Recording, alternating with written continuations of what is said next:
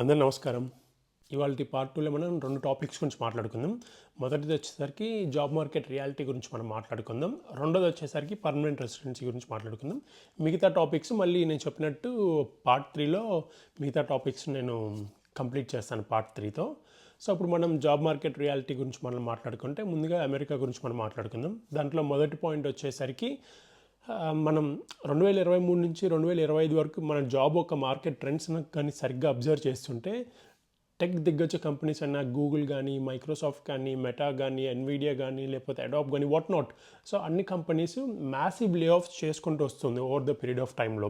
So ఈ trends అనేది continue అవుతానే ఉంది కానీ ఎక్కడ దానికి బ్రేక్ పడినట్టయితే మనకు కనిపించట్లేదు. సో దాని ఒక కారణం వచ్చేసరికి జియో పాలిటిక్స్. అది మీకు చాలామందికి తెలుసు, లేకపోతే మన వీడియోలో రానున్న వీడియోస్లో మనం దాని గురించి మనం మాట్లాడుకుందాం. సరే, getting back to the point. ఒకప్పట్లో చాలా ఎక్స్టెన్సివ్గా ఉండేది ఆపర్చునిటీస్. డ్యూ టు ఈ అన్సర్టైనిటీ వల్ల ఆపర్చునిటీస్ కూడా కొద్దిగా ష్రింక్ డౌన్ అయ్యాయి. సరే, అది ఫస్ట్ పాయింట్. రెండో పాయింట్ వచ్చేసరికి ఏంటంటే ఆఫ్టర్ స్టడీస్ మనం అక్కడ జాబ్ చేయాలన్నా ఖచ్చితంగా H1B వీసా ఉండాలి. సో దీనికన్నా ముందు అసలు స్టడీస్ తర్వాత వాళ్ళ వీసా ఎట్లా ఉంటుంది ఒక నిమిషంలో నేను మీకు చెప్పేస్తాను తెలియని వాళ్ళకి. ఎవరైతే మాస్టర్స్కి అమెరికాకు వస్తారో వాళ్ళు చదువు అయిపోయిన తర్వాత వాళ్ళకి 3 years స్టే బ్యాక్ ఉంటుంది. సో స్టే బ్యాక్ ఎలా ఉంటుందంటే వాళ్ళు చదువు అయిపోయే ముందు ఒక 3 months ముందు వాళ్ళకు ఓపీటీకి అప్లై చేయాలంటే ఆప్షనల్ ప్రాక్టికల్ ట్రైనింగ్ అది. లేదా చదువు అయిపోయిన తర్వాత 2 months తర్వాత కూడా అప్లై చేయొచ్చు. అంటే ఈ 60 daysలో వాళ్ళు అప్లై చేయకపోతే after finishing there masters, so వాళ్ళు ఇండియాకి వాళ్ళు పంపించేస్తారు అన్నట్టు. సో ఆ పీరియడ్లో మోస్ట్ ఆఫ్ ది స్టూడెంట్స్ అందరూ అప్లై చేస్తుంటారు. ఒకసారి ఓపీటీ వచ్చిన తర్వాత ఎట్లా అంటే ఫస్ట్ అది 1 year ఇస్తారు. దాన్ని 1 year తర్వాత నెక్స్ట్ 2 years మనం రెన్యువల్ చేసుకోవచ్చు అన్నట్టు. సో ఈ ఓపీటీ రావాలంటే నేను ఆల్రెడీ ముందుగా చెప్పినట్టు స్టెమ్ బ్రాంచెస్లో వాళ్ళు మాస్టర్ డిగ్రీ చేసిన వాళ్ళకి ఓపీటీ అనేది ఇస్తారు. సో ఈ ఓపీటీతో వాళ్ళు జాబ్ చేస్తూ ఉన్నప్పుడు ఎంప్లాయర్ అనేది H1B వీసా లాటరీకి అప్లై చేస్తూ ఉంటాడు. అప్లై చేసినప్పుడు అంటే 3 years వీళ్ళకి స్టే బ్యాక్ పీరియడ్ ఉంటుంది కాబట్టి ఈ 3 yearsలో సంవత్సరానికి ఒకసారి లాటరీ టికెట్ అది స్టార్ట్ అయింది. అది కూడా ప్రతి సంవత్సరం అక్టోబర్లో స్టార్ట్ అయింది. 85,000 టికెట్స్ ఉంటాయి. ఆ 85,000 టికెట్స్లో 65,000 వచ్చేసరికి వరల్డ్ వైడ్గా ఎక్కడి నుంచైనా ఎవరైనా అప్లై చేయొచ్చు. సో దాంట్లో మనం చాలామంది చూసి ఉంటారు. సో ఇండియా నుంచి కూడా చాలామంది H1B అప్లై చేసి అమెరికాకి అట్లా వెళ్ళడం జరిగిందని. మిగతా 20,000 వచ్చేసరికి అమెరికాలో మాస్టర్స్ చేసిన వాళ్ళ కోసం రిజర్వ్ చేశారు. సో ఇన్ టోటల్ 85,000 టికెట్స్ ఉంటాయి. ఎవ్రీ ఇయర్ వాళ్ళకి ఒక ఛాన్స్ ఉంటుంది. So they have to test their luck against the time. Okay, ప్రతి సంవత్సరం ఒక అటెంప్ట్ వాళ్ళకు ఉంటుంది. ఇట్లా 3 attemptsలో మోస్ట్ ఆఫ్ ది పీపుల్ అంటే ఒక 50 to 60% దగ్గర యాక్యురేట్ డేటా లేదు. But let's assume out of 100% population ఒక 50 to 60% పాపులేషన్కి వితిన్ 3 yearsలోనే అంటే వాళ్ళ ఒక ఓపీటీ పీరియడ్లోనే వాళ్ళకి H1B వీసా వచ్చింది. సో రాని వాళ్ళ పరిస్థితి ఏంటి అంటే మిగతా 40 to 50% వాళ్ళ పరిస్థితి ఏంటి? ఇక్కడ ఏంటంటే 2 options ఉన్నాయి. ఒకవేళ మీకు ఈ ఓపీటీ గ్రేస్ పీరియడ్లో మీకు H1B మాత్రం పిక్ అవ్వకపోతే 2 options. ఒకటి వచ్చేసరికి ఇండియా వెళ్ళిపోవడం, అది లీస్ట్ ప్రిఫరబుల్ వే, చాలామంది ఎవరు చేయరు ఆబ్వియస్లీ. రెండోది వచ్చేసరికి మళ్ళీ మాస్టర్స్ అక్కడ చేయడం. మాస్టర్స్ చేసిన తర్వాత అగైన్ నీకు ఓపీటీ పీరియడ్ ఉంటుంది కాబట్టి 3 years. సో అట్లా వాళ్ళు సర్వైవ్ అవుతూ కంటిన్యూ చేస్తూ ఉంటారు. దీనిలో నేను ఇంకో చిన్న పాయింట్ చెప్పి ఈ యొక్క సెకండ్ పాయింట్ని ముగించుకొని థర్డ్ పాయింట్లోకి వెళ్దాం. ఇక్కడ ఏంటంటే చాలామంది అనుకోవచ్చు అంటే ఇప్పుడు 2 years మాస్టర్స్ తర్వాత 3 years స్టే బ్యాక్లో ఉండి ఇండియా వెళ్ళిపోవడం అంత ఈజీయా? మోస్ట్ ఆఫ్ ద టైం అది నిజంగా ఈజీ కాదు. కాకపోతే ఎటువంటి లాసెస్ అయితే ఉండదు. ఎందుకంటే ఈ స్టడీస్ అయిపోయిన 3 years ఒకవేళ వాళ్ళు కానీ వర్క్ చేసి ఉంటే, ఏదైనా పార్ట్ టైం అయి ఉండొచ్చు, ఏదైనా వర్క్ చేసి ఉంటే లీగల్గా వాళ్ళు ఆల్రెడీ వాళ్ళు తీసుకొచ్చిన ట్యూషన్ ఫీ కానీ లేకపోతే వాళ్ళ లివింగ్ అకామిడేషన్ సంబంధించింది కానీ అవన్నీ ఖచ్చితంగా వాళ్ళు రీపే చేసేయగలిగినంత వాళ్ళు ఎర్న్ చేస్తారు ఆ పీరియడ్లోనే. అంటే మెజారిటీ ఆఫ్ స్టూడెంట్స్ కేసెస్లో ఇది పాసిబుల్ అన్నట్టు. సో ఒకవేళ వాళ్ళు లోన్ పెట్టుకొని వచ్చినా కానీ ఈ స్టే బ్యాక్ 3 years అంటే 2+ ఈ స్టే బ్యాక్ టోటల్ 5 yearsలో వాళ్ళ లోన్ అమౌంట్ కానీ లేకపోతే అకామిడేషన్ కానీ వీటన్నిటిని ఎటువంటి ఇబ్బంది లేకుండా వాళ్ళు మేనేజ్ చేసుకోగలుగుతారు. బట్ కరెంట్ సిచ్యువేషన్లో కొద్దిగా హార్డ్గా ఉంది కాబట్టి అంటే పార్ట్ టైమ్స్ కానీ లేకపోతే ఫుల్ టైం జాబ్ ఆపర్చునిటీస్ కానీ, అంటే పార్ట్ టైం ఎట్లాగో లీగల్గా చేయలేరు, అంటే ఇల్లీగల్గా చేసినా కానీ దాని యొక్క ఛాన్సెస్ కూడా చాలా తగ్గిపోయాయి. ఫుల్ టైం వచ్చేసరికి జాబ్ ఆపర్చునిటీ ఆల్రెడీ చాలా స్ట్రింక్ డౌన్ అయిపోయింది due to on going geo politics వల్ల. నెక్స్ట్ మనం మాట్లాడుకోవాల్సి వస్తే ఒకవేళ సరే ఇన్ కేస్ మీకు H1B వచ్చింది. H1B వచ్చిన తర్వాత మీరు ఒకవేళ కంపెనీ షిఫ్ట్ అవ్వాలనుకుంటున్నారనుకో, ఈజీగా మనం అంటే ఒక కంపెనీ నుంచి ఇంకో కంపెనీ అంటే ఎప్పుడు H1B వీసాకు వచ్చేసరికి పలానా ఎంప్లాయర్ అసోసియేట్ ఉండదు. కాకపోతే ఏంటంటే కంపెనీ మారిన తర్వాత H1B వీసాను కూడా ట్రాన్స్ఫర్ చేసుకోవాలి. సో అది కొత్త ఎంప్లాయర్ ఆ పిటిషన్ ఫైల్ చేస్తారు. ఆ తర్వాత వన్స్ ట్రాన్స్ఫర్ అయ్యి అది ఇనిషియేట్ అయిపోయిన తర్వాత మనం కొత్త ఎంప్లాయర్ దగ్గరికి వెళ్ళిపోవచ్చు అన్నట్టు. ఇది ఫస్ట్ కేస్. సెకండ్ కేస్ వచ్చేసరికి ఒకవేళ మనం జాబ్ చేస్తూ ఉన్నప్పుడు ఒకవేళ ఎంప్లాయర్ మన జాబ్ నుంచి ఫైర్ చేస్తారు, ఓకే, లే ఆఫ్స్లో మనకు జాబ్ పోయిందనుకో. సో నెక్స్ట్ మన H1B వ్యాలిడ్ ఉంటుందా అనేది చాలామందికి ఉన్న క్వశ్చన్. ఎస్, వ్యాలిడ్ ఉంటుంది, కాకపోతే దానికి కూడా ఒక గ్రేస్ పీరియడ్ ఉంది. 60 days, అంటే 2 months ఆర్ 60 days. ఈ గ్రేస్ పీరియడ్లో మనకు ఖచ్చితంగా కొత్త ఎంప్లాయర్కి మన H1Bని ట్రాన్స్ఫర్ చేసుకోవాలి. ట్రాన్స్ఫర్ చేసుకొని సందర్భంలో ఖచ్చితంగా ఇండియా పంపించేస్తారు. దాని నుంచి ఎస్కేప్ అవడానికి అనదర్ ఆల్టర్నేటివ్ చాలామందికి తెలుసు, అది మాస్టర్ డిగ్రీ చేయడం, ఓపీటీలో మళ్ళీ జాబ్కి అప్లై చేయడం, దాని ద్వారా H1B లాటరీలో రాగానే మళ్ళీ అప్లై చేయడం అన్నట్టు. సో ఈ ప్రాసెస్లోనే నేను ఇంకో విషయం చెప్దాం అనుకుంటున్నా. మనం అమెరికాలో ఉంటూ ఒకవేళ H1B ఎక్స్పైర్ అయిపోతున్నప్పుడు మనం అమెరికాలో ఉంటూనే దాన్ని రెన్యువల్ చేసుకోవచ్చు. కాకపోతే రెన్యువల్ చేసుకున్న ఒకవేళ ఫర్ ఎనీ ఎమర్జెన్సీ ఒకవేళ ఇండియా వెళ్ళొచ్చారనుకో, ఇండియా వెళ్ళొస్తే మాత్రం రిటర్నింగ్ అప్పుడు స్టాంపింగ్ ఉండదు. So renewal doesn't mean that you also have a stamped visa on your passport. ఈ డిఫరెన్స్ని చాలా క్లియర్గా అర్థం చేసుకోవాలి. ఎందుకంటే ఎక్స్టెన్షన్ అనేది ఏంటంటే నువ్వు అమెరికాలో ఉన్నావు కాబట్టి for authorities it's very valid, okay, అంటే నీ దగ్గర ఆల్రెడీ ఎక్స్టెన్షన్ ఉంది, so which is okay for them. But మనం ట్రావెల్ చేసిన ట్రావెల్ పర్స్పెక్టివ్లో మాత్రం ఇన్వాలిడ్ అది. ఎందుకంటే they look at the stamp on your passport. So passport పైన వ్యాలిడ్ స్టాంప్ లేకపోతే ఎక్స్పైర్డ్ అయిపోయిన స్టాంప్ ఉంటే మాత్రం they will not allow you to enter the US, okay. ఇది చిన్న డిఫరెన్స్ అన్నట్టు, stamped versus extension with in country. Last point, మనం ఈ యొక్క ఫస్ట్ సెక్షన్ గురించి మనం మాట్లాడుకుంటే ఫ్రెషర్స్ అలాగే మిడ్ లెవెల్ పొజిషన్స్కి జాబ్ మార్కెట్ ఎలా ఉంది. కరెంట్ సిచ్యువేషన్ ప్రకారం అయితే మార్కెట్ చాలా టఫ్గా ఉంది. Even chances for mid level is also not that seamless, అంటే ఒకప్పట్లాగా విత్ ఇన్ వీక్స్లో మనకు వచ్చేదట్ లేదు.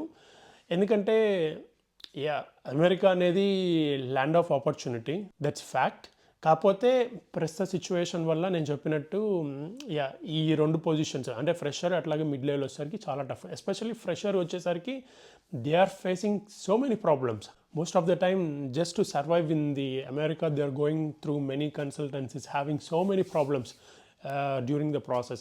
సో మనం జాబ్ పర్స్పెక్టివ్లో మనం ఆల్రెడీ జాబ్ మార్కెట్ రియాలిటీలో మనం ఆల్రెడీ అమెరికా గురించి మనం మాట్లాడుకుందాం. ఇప్పుడు మనం జర్మనీ గురించి మనం మాట్లాడుకుందాం.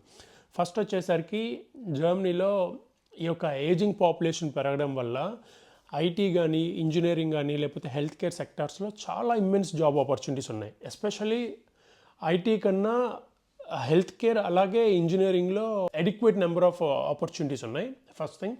సెకండ్ వచ్చేసరికి ఏంటంటే మనకి వీసా అనేది ఎటువంటి ఎంప్లాయర్ ఓరియంటెడ్ వీసా ఉండదు. You are free to change from one company to another company. So అక్కడ మనకి ఎటువంటి ఇబ్బంది ఉండదు. ఎందుకంటే బేసికలీ మనకి మాస్టర్స్ అయిపోయిన తర్వాత జర్మనీలో వచ్చేసరికి 18 months స్టే బ్యాక్ ఉంటుంది. ఈ స్టే బ్యాక్లో మనకి అమెరికాలో లాగా మీరు స్టెమ్ బ్రాంచ్ చేస్తే ఇట్లా ఓపీటీ రావాలంటే ఖచ్చితంగా టెక్నికల్ దాంట్లోనే చేయాలి. ఇటువంటి లీగల్లీ ఎటువంటి స్ట్రింజెంట్ లాస్ అయితే లేదు. So you have that liberty, you can do any part time if you are interested in. So అది టెక్నికల్ అయ్యొచ్చు, నాన్ టెక్నికల్ అవ్వచ్చు, ఫుల్ టైం చేయొచ్చు. నాన్ టెక్నికల్లో నీకు ఎటువంటి రిస్ట్రిక్షన్స్ అయితే జర్మనీలో లేదు. దాంతోపాటు ఒకవేళ నా స్టే బ్యాక్ అయిపోతుందా, నాకు ఒకవేళ జాబ్ రాకపోతే జాబ్ మార్కెట్ పర్స్పెక్టివ్లో అంటే మనం ఆల్రెడీ మళ్ళీ ఇంకో మాస్టర్ డిగ్రీ చేస్తూ కూడా నువ్వు ఫుల్ టైంకి అప్లై చేయొచ్చు లీగల్గా. Though you are on student visa, but still మనం ఫుల్ టైంకి అప్లై చేయొచ్చు అన్నట్టు. సో నీకు ఆ ఫ్లెక్సిబిలిటీ అనేది మనకి జర్మనీలో ఉంది. దాంతోపాటు మనం ఇమ్మిగ్రేషన్ పర్స్పెక్టివ్లో మనం మాట్లాడుకుంటే, as I already mention, due to ageing population వల్ల జాబ్ మార్కెట్లో కొద్దిగా వేకెన్సీ ఉండడం వల్ల ఈవెన్ ఇమ్మిగ్రేషన్ వాళ్ళు కొద్దిగా వినూత్నమైన లాస్ కూడా క్రాఫ్ట్ చేయడం జరిగింది. సో అంటే ఫారినర్స్ని ఎక్కువ హైర్ చేసుకోవడం కానీ లేకపోతే వాళ్ళకి ఎక్కువ జాబ్ ఆపర్చునిటీస్ ఎక్కువ కలిగడంలో కానీ. సో ఈ యొక్క ఏరియాలో చాలా బెటర్గా ఉంది జర్మనీలో అయితే. లాస్ట్ వచ్చేసరికి మనం కంపెనీస్ పర్స్పెక్టివ్లో అంటే జర్మనీలో కూడా మ్యాసివ్ లే ఆఫ్స్ జరుగుతున్నాయా అంటే according to the current trends పర్స్పెక్టివ్లో ఎస్, అంటే జర్మనీలో కూడా లే ఆఫ్స్ అయితే ఉన్నాయి. అది ప్రపంచవ్యాప్తంగా అన్ని చోట్ల ఉన్నాయి టు బి ఆనెస్ట్. ఎందుకంటే ఇక్కడ ఉట్టి అమెరికా లేకపోతే ఉట్టి ఇండియా లేకపోతే what ever the country beat, ఆ చోటునని కాదు, ప్రపంచవ్యాప్తంగా ఉన్నాయి నేను ఇందా చెప్పినట్టు. సో జర్మనీలో కూడా లే ఆఫ్స్ జరుగుతూ ఉన్నాయి. కాకపోతే అంత ఎక్స్ట్రీమ్ అయితే కాదు. అంటే ప్రతి 10 మందిలో మేబీ ఒకరికి జాబ్ పోవచ్చు. But whereas in the US ప్రతి ముగ్గురులో ఒకరు జాబ్ పోతూ ఉంది. So the difference is very huge. అంటే ఈ రెండు నేషన్స్కి మనం ఈ పర్స్పెక్టివ్లో కంపేర్ చేస్తే. నెక్స్ట్ పాయింట్ వచ్చేసరికి ఏంటంటే కొత్త జాబ్ దొరకడం ఎంత easy, even freshers and mid level. Mid level ప్రొఫెషన్స్కి అయితే చాలా ఈజీయే, అంటే వెరీ డెడ్ ఈజీ అని చెప్పను. But there is a wait time of 6 months, okay, 6 to 1 year. I mean hardly 6 months, even less than 6 months for mid level. Because నేనే చాలా use case చూశాను. అంటే అండర్ 4 months కూడా మిడ్ లెవెల్, అసోసియేట్ లెవెల్ లేదా ఈ associate to mid లెవెల్లో jobs ఒకవేళ లే ఆఫ్స్లో పోయి మళ్ళీ రావడం కూడా ఫ్రెషర్స్కి అయితే కొద్దిగా కష్టంగా ఉంది. నేను ఆల్రెడీ ముందే చెప్పినట్టు స్కిల్ ఉంటే ఖచ్చితంగా ఫ్రెషర్స్కి కూడా చాలా ఆపర్చునిటీస్ ఉన్నాయి. ఇన్ కేస్ నేను మాస్టర్స్ స్కిల్ లేదు బట్ నేను ఏదో నామకేవస్ మాస్టర్స్ చేస్తాను అనుకుంటే అది, లేదా ఇర్రెలవెంట్ నువ్వు మాస్టర్స్ చేసిన, సో ఈ యొక్క ప్రాబ్లమ్స్, ఈ యొక్క సిచ్యువేషన్స్ వల్లే వాళ్ళకి అవకాశం అనేది కొద్దిగా తక్కువ ఉండడం జరిగింది. రెండోది వచ్చేసరికి మార్కెట్లో లే ఆఫ్స్ ఎక్కువ జరుగుతున్నాయి కాబట్టి ఒక పొజిషన్ ఫ్రెషర్ పడినా కానీ లేకపోతే జూనియర్ లెవెల్ పడినా కానీ అటు మిడ్ లెవెల్ వాళ్ళు అప్లై చేస్తున్నారు, ఫ్రెషర్స్ అప్లై చేస్తున్నారు. కంపెనీకి ఎట్లా అంటే నాకు ఏది బెటర్ అప్లికేషన్ ఉందో వాళ్ళు పికప్ చేసుకుంటారు. వాళ్ళు ఆ అప్లికేషన్ని పికప్ చేసుకొని దాన్ని ఫర్దర్ ప్రాసెస్ చేస్తారు. సో ఈ యొక్క చిన్న ఇష్యూస్ వల్ల కొద్దిగా ఫ్రెషర్స్కి కొద్దిగా కష్టంగా ఉంది. But apart from that job market పర్స్పెక్టివ్లో అయితే చాలా బెటర్గా ఉంది compare to the US. So ఇది మనం ఫస్ట్ సెక్షన్. రెండో సెక్షన్ మనం పర్మనెంట్ రెసిడెంట్స్ గురించి మనం మాట్లాడుకుందాం. దీంట్లో మనం ముందు అమెరికా గురించి మనం మాట్లాడుకుందాం. అమెరికాలో పర్మనెంట్ రెసిడెన్సీ రావాలంటే, అంటే గ్రీన్ కార్డ్ రావాలంటే మనకి H1B స్టేటస్ పైన ఉండాలి. H1B స్టేటస్ పైన ఉన్న తర్వాత ఆఫ్టర్ 6 years, అంటే మనకి H1B వీసా మ్యాక్స్ 6 years వరకు ఎక్స్టెండ్ అయింది. సో ఫర్ ఎగ్జాంపుల్ మనకు ఫస్ట్ టైం 3 years వచ్చింది అనుకోండి, నెక్స్ట్ టైం H1B రెన్యువల్ చేసినప్పుడు 3 years, అంటే not always 3 years they will extend it.